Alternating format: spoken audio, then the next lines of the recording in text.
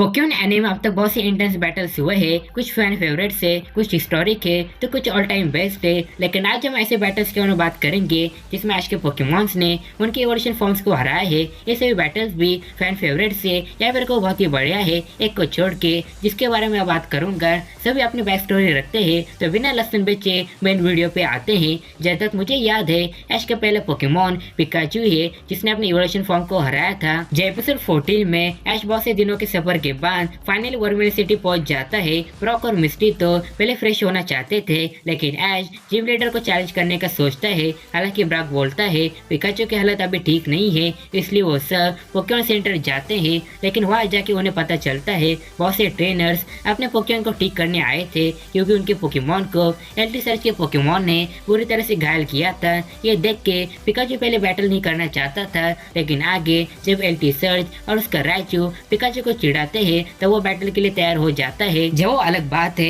एल्टी search पहले मिस्टी को अपना चैलेंजर समझता है लौंडियाबाजी करता है। आपको ये तो पता ही होगा, एल्टी सर्च ने उसके पिकाचू को पकड़ते ही राइचू में इवॉल्व किया था, जिससे वो पावरफुल भी था और नहीं भी पावरफुल का एग्जाम्पल वो ऐश के पिकाचू को बुरी तरह से हरा के दिखाता है। जिसके बाद आपको पता ही होगा ऐश उसे पोकेमॉन सेंटर लेके जाता है। वहाँ नरजॉय ऐश को थंडरस्टोन देती है पिकाचू को इवॉल्व करने के लिए। हालांकि आपको ये भी पता होगा पिकाचू इवॉल्व होने से डिनाई कर देता है, जिसका रीजन भी आपको ऑब्वियसली पता होगा। जे सर्च के साथ रिमैच से पहले ब्रॉक ऐश को एक तरकीब बताता है जिससे वो जीत सके। जे रिमैच में पहले तो राइचू ऐश के पिकाचू में भारी पड़ रहा था, लेकिन थोड़ी देर बाद ऐश के पिकाचू यूज करता है फुर्ती, जिसे आप क्विक अटैक भी कह सकते हो, और यही ब्रॉक की स्ट्रेटेजी थी। सर्च ने अपने पिकाचू को पकड़ते ही राइचू में इवॉल्व किया था, तो पिकाचू में रहते हुए जो मूव सीख सकता था वो सीख नहीं पाया, जिसमें से एक ही क्विक अटैक। पहले तो पिकाचू अपनी फुर्ती से राइचू की जलेबी बनाता है। ऐसी आके देख के मुझे जलेबी याद आई, और बाद में उसे अपने एक टैक्टिक्स की मदद से हरा देता है। जिस टैक्टिक्स के बारे में डिटेल में मैं आपको मेरे अगले वीडियो में बताऊंगा। आपने जेनिस सीरीज देखी होगी तो आपको पता ही होगा, जेनिस के एपिसोड 18 में हमें एल्टी सर्च का एक मेंशन दिखाया जाता है। जिस तरह से विस्कुस ऐश को कुछ बताती है उसे ये लगता है ऐश ऐसा पहले ट्रेनर था जिसने एल्टी सर्च को हराया था।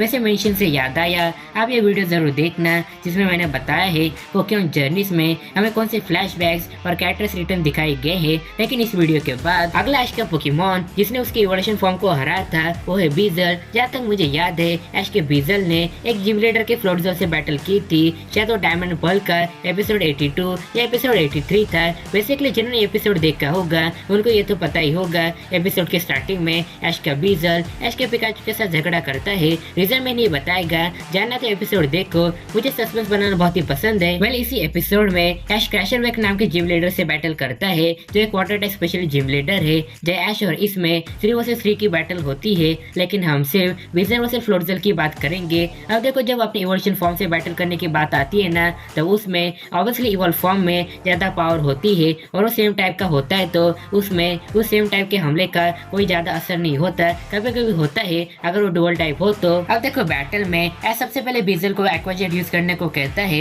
लेकिन जैसे मैंने आपको पहले कहा सामने वाला इवॉल्व फॉर्म के पास ज्यादा पावर होती है, तो वैसे ही फ्लोटजल कुछ इस तरह से अटैक से बचता है। बाद में बीजल वाटर बर्स्ट भी यूज करता है, जो कि अगेन फ्लोटजल के सामने बेकार था। बाद में फ्लोटजल बीजल पे ऐसा अटैक करता है जिससे वो पानी में गिर जाता है, और बाद में बल्कअप यूज करता है। अब देखो, वाटर टाइप पोकेमॉन के मूव्स वाटर में और भी पावरफुल होते हैं, और इसका फायदा बीजल यहाँ पे उठाता है। मुझे यहाँ पे एक पल के लिए लगा कि बीजल अब जीत जाएगा, लेकिन फ्लोटजल ऐसा अटैक करता है जिससे बीजल बोलता है, ऐश मेरे भाई, मैं आ रहा है तेरे पास, ईद मुबारक, ईद ही तो दे दे। वेल जोक्स अपार्ट, बीजल फ्लोटजल के अटैक से कंफ्यूज हो गया था, इसलिए ऐश पिकाचू को चुनता है। हालांकि फ्लोटजल पिकाचू में भारी पड़ रहा था, लेकिन एक ऐसा मोमेंट आता है जिससे बीजल और पिकाचू में फिर से दोस्ती जग जाती है और वो दोनों अपनी जगह बदल लेते हैं। अब देखो, अगला जो ऐश का पोकेमॉन है जिसने उसकी इवॉल्व फॉर्म को हराया था, वो ज्यादा लोगों को पता नहीं होगा। पता भी कैसे होगा, बैटल ही ऐसी थी। पहले मैं बात कर रहा हूँ उस नावी वर्सेस सर्वाइन की।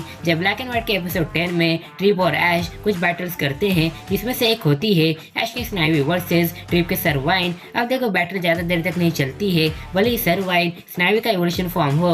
ऐश का स्नाइवी ऐश की स्नाइवी ऑब्वियसली जो कि फीमेल है वो अट्रैक यूज करके सरवाइन को हरा देता है, हरा देती है। ऐश यार तू फीमेल पोकेमॉन ना पकड़ा कर, बोलने में प्रॉब्लम होता है। अब देखो ये बैटल भले कितनी टट्टी हो, वैसे पूरे ब्लैक एंड व्हाइट की सीरीज ही सबकी फेवरेट नहीं है, लेकिन इसी सीरीज में एक अच्छी बैटल भी हुई थी जिसमें ऐश के पोकेमॉन ने उसके इवॉल्व फॉर्म को हराया था। मैं बात कर रहा हूँ पिग्नाइट वर्सेस एम्ब्रॉर की। किसी को कुछ पता हो या ना हो, लेकिन एक बात पता होगी, ऐश का पिग्नाइट ऐश का अबंडेंट पोकेमॉन था। पिग्नाइट का पहला कोई ट्रेनर हुआ करता था, जैसे कि चार्जर और इन्फरनेप का था। जब ब्लैक एंड व्हाइट के एपिसोड 77 में ऐश और उसके साथी डॉन जॉर्ज के बैटल क्लब में रुके थे, वह उन्हें ऐश की टेपिक का पहला ट्रेनर मिलता है। टेपिक सीधा उसके पास चला जाता है, लेकिन ये टेपिक को ऐसे फेंक देता है। मुझे इसका इंग्लिश नाम तो याद नहीं, मुझे सिर्फ इसका जापानीज नाम याद है, जो कि सुवामा नाम में क्या रखा है। ये बोलता है उसने टेपिक को उसके भले के लिए छोड़ा, वो नहीं चाहता वो बार बार एक कमजोर पोकेमॉन को बैटल में फोर्स करे। एट एंड सुवामा का पॉइंट ये था कि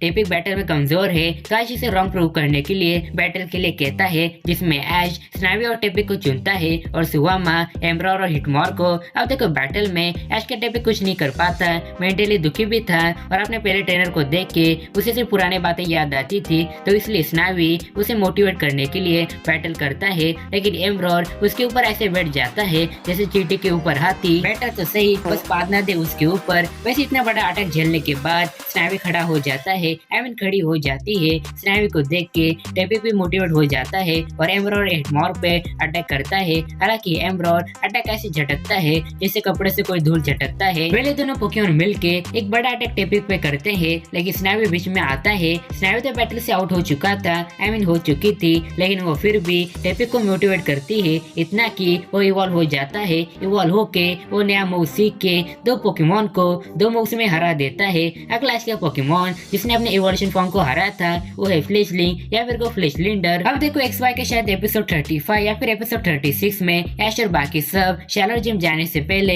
एक पहाड़ी इलाके में रुकते हैं, जब कुछ स्काई ट्रेनर्स स्काई बैटल कर रहे थे। अब ये देख के ऐश में ऑब्वियसली जोश आता है, जब पहले तो स्काई बैटल करने से पहले सब उड़ते कैसे हैं ये सीखते हैं। जे ट्रेनर आके ऐश को बोलती है, क्या तुम मुझसे बैटल करोगे? ऐश की फर्स्ट चॉइस बैटल के लिए फ्लेशलिंग ही होती है, लेकिन इस ट्रेनर का टेलीफोन बोलता है, भाई पहली फुर्सत में निकल। ऑब्वियसली टेलीफोन ये इसलिए बोलता है क्योंकि फ्लेशलिंग उसका पहला फॉर्म है और उसे पता है ये कमजोरी होगी। इस मोमेंट पे आपको पता ही होगा ऐश हाउलूचा को चुनता है। अब फ्लेशलिंग की बात करने वाले तो उसी और बात करते हैं, क्योंकि हाउलूचा आगे टेलीफोन से हार जाता है। अब यहाँ पे टीम रॉकेट थोड़ा इंटरप्ट करती है, लेकिन ऐश की फ्लेशलिंग मामले को संभाल लेती है। इसलिए ट्रेनर का टेलीफ्लेम फ्लेशलिंग से बैटल करने के लिए तैयार हो जाता है। बैटल की शुरुआत में इस ट्रेनर का टेलीफ्लेम 2-3 अटैक करता है, लेकिन ऐश की फ्लेशलिंग तीनों को डॉज करते हुए पैक यूज करती है, जो सक्सेसफुली टेलीफ्लेम को हिट होता है। बाद में टेलीफ्लेम 2 बार ब्रेवर्ड यूज करता है, लेकिन दोनों बार फेल होता है, जैसे किडनी फेल होती है। जो ऑफेंस में ऐश का फ्लेशलिंग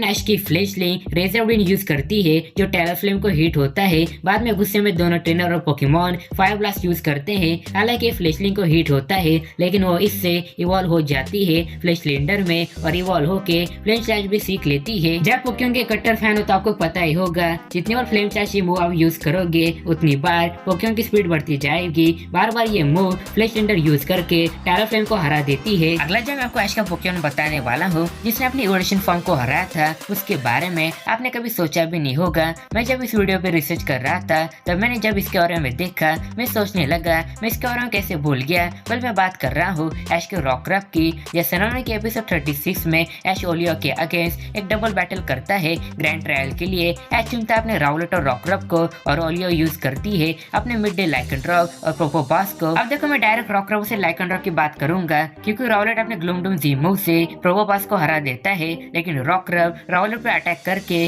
उसे हरा देता है। अब देखो जिन्होंने एपिसोड देखा होगा उनको ये तो पता ही होगा रॉकरफ ने ऐसा क्यों किया, और जिनको नहीं पता तो उनको बता दूं, रॉकरफ इसलिए अग्रेसिव हो रहा था क्योंकि वो इवॉल्व होने वाला था। और ओलियो बताती भी है रॉकरफ इवॉल्व होने से पहले ऐसे हरकतें करते ही है। वेल अपन बैटल की बात करें तो ये बैटल ज्यादा देर तक नहीं चलती, क्योंकि पहले रॉकरफ 2 अटैक करता है और दोनों लाइकेंड्रॉक को हिट होते हैं, जो मुझे इतना खास नहीं लगा। लेकिन फाइनल मूव और उसकी ओवरऑल जो एनिमेशन दिखाई जाती है वो देख के आप ये बोलोगे कि एनिमेटर एग्जीक्यूट किया है। जब वो ऐश अपने पुराने रॉकलिंग वाली टेक्निक यूज करके और आखिर में रॉक थ्रो यूज करके लाइकेंड्रा को हरा देता है। अब देखो अगले जो बैटल्स के बारे में मैं आपको बताऊंगा और बहुत बड़ी बैकग्राउंड हिस्ट्री रखते हैं, जिसमें नंबर 1 पे है राउलेट वर्सेस ड्रैक्ट्रिक्स। जहाँ तक मुझे याद है ऐश के राउलेट ने हाउ के ड्रैक्ट्रिक्स से सैलमन के शायद एपिसोड 97 में बैटल की थी। जब इनकी बैटल चल रही थी तो हाउ के ड्रैक्ट्रिक्स ने राउलेट के ऊपर ली ब्लेड यूज करता है, लेकिन राउलेट बीच में खराटे लेके नीचे आता है और ड्रैक्ट्रिक्स का निशाना चूक जाता है। जाके ड्रैक्ट्रिक्स फिर से ली ब्लेड यूज करता है और ऐसा अपना जी क्रिस्टल बदल रहा होता है, लेकिन हड़बड़ी में वो नीचे गिर जाता है, जिससे राउलेट हार जाता है। अब पहले तो राउलेट बिल्कुल सीरियस नहीं था, लेकिन हारने के बाद वो भी सीरियस हो जाता है। ऐश भी हाउ को कहता है कल हम यहीं पे एक रीमैच करेंगे। अब रात में प्रोफेसर ओकुकी से बात करते वक्त ऐश राउलेट को एक नया मूव सिखाने का सोचता है, जिसके लिए वो जाता है राउलेट के फैमिली के पास, जहाँ पे 2 कैनन राउलेट को पत्थरों की मदद से बुलेट सीड यूज करना सिखाता है। हालांकि यहाँ पे राउलेट एक इवल स्टोन निगल लेता है। जिनको नहीं पता तो उनको बता दो, इवल स्टोन से पोकेमॉन इवॉल्व नहीं हो सकते, वो बात अलग है। इसी इवल स्टोन की मदद से राउलेट सीड बॉम्ब सीख लेता है। अब ऐश फिर से हाउ से रिमैच करने के लिए जाता है। जब बैटल में सबसे पहले ऐश का राउलेट अपना नया मूव बुलेट सीड ही यूज करता है, जो ड्रैक्ट्रिक्स को हिट भी होता है, जिससे हाउ और ड्रैक्ट्रिक्स दोनों जरा शॉक और कंफ्यूज में थे। बाद में ड्रैक्ट्रिक्स अपने लेजर लीफ से राउलेट को पेड़ पे अटका देता है, लेकिन ऐश तुरंत अपनी जीमो को चार्ज करता है। जीमो के एनर्जी से राउलेट लेजर लीफ से बाहर आ जाता है और ब्लूम डूम जीमो यूज करता है, जिससे ऑब्वियसली ड्रैक्ट्रिक्स हार जाता है। अब देखो ऐश के राउलेट ने सिर्फ अपने इवोल्यूशन फॉर्म को ही नहीं हराया है, बल्कि अपनी इवोल्यूशन की इवोल्यूशन फॉर्म को भी हराया है, यानी कि DCY को भी। हालांकि वो बैटल बहुत ही फनी और इंटेंस थी, लेकिन राउलेट ऐसा ऐश का पोकेमॉन है जिसने अपनी इवोल्यूशन की इवोल्यूशन फॉर्म को भी हराया है। अब देखो हम राउलेट वर्सेस DCY के बारे में ज्यादा डिस्कस नहीं करेंगे, क्योंकि अगले का डिस्कशन शायद बहुत ही लंबा चल सकता है, क्योंकि ये बैटल पूरे आधे सीरीज तक चली है। नहीं मतलब आधे सीरीज तक नहीं, लेकिन वैसे कुछ आप समझ लो, एक कैट वर्सेस एक टाइगर। दिमाग की घंटी बजी। ऐश का अगला पोकेमॉन जिसने अपने इवोल्यूशन को हराया था वो है ऐश के टोरोकैट। जब बेसिकली इसकी शुरुआत सैलमन के एपिसोड 63 से हुई थी। वैसे मैंने ऐश के इंसिडेंट की फुल स्टोरी इस वीडियो में बताई है, अगर आपको डिटेल में जानना है तो आप इस वीडियो को चेक कर सकते हो। फिर भी आपको शॉर्ट में बता देता हूँ, इस एपिसोड में ऐश का लिटर मास्टर रॉयल के इंसिडेंट को देख के एक तरह से एक्साइटेड हो जाता है, और जब ऐश और उसके दोस्त बैटल रॉयल डोम जाते हैं तब लिटन इंसिडेंट को बैटल के लिए चैलेंज करता है, जिसमें ऑब्वियसली वो हार जाता है। इस इंसिडेंट के बाद लिटन हार नहीं मानता है और वो और भी ट्रेनिंग करता है, जिसमें ऐश उसकी मदद करता है और वो फाइनली फ्लेम चार्ज मूव सीखने का सोचता है। जैन की ट्रेनिंग चलती रहती है, लेकिन हाफ एपिसोड आते आते मास्टर रॉयल आता है, जो इनडायरेक्टली लिटन की मदद करना चाहता था, जिसके लिए वो उसे चैलेंज करता है। अब देखो आपको इसका रिजल्ट तो पता ही होगा, इसमें ऐश का लिटन टोरोकैट में इवॉल्व हुआ था, लेकिन वो इंसिडेंट से हार जाता है। हाँ, लेकिन आपको ये भी पता होगा एग्जीबिशन मैच में ऐश के टोरोकैट ने कुकी के इंसिडेंट को हरा दिया था। मैंने इस वाले बैटल के बारे में इसलिए डीपली डिस्कस नहीं किया, क्योंकि ये बैटल बहुत ही लंबी चली थी। भाई 2 एपिसोड हलवा थोड़ी है, इतना एक्सप्लेन करने जाऊंगा तो एपिसोड से ज्यादा ये वीडियो लंबी हो जाएगी, तो इसलिए मैं आपको अभी के लिए करता हूँ अलविदा। तब तक आप मुझे कमेंट्स में बताओ इन सभी बैटल में से कौन सी बैटल आपकी फेवरेट है।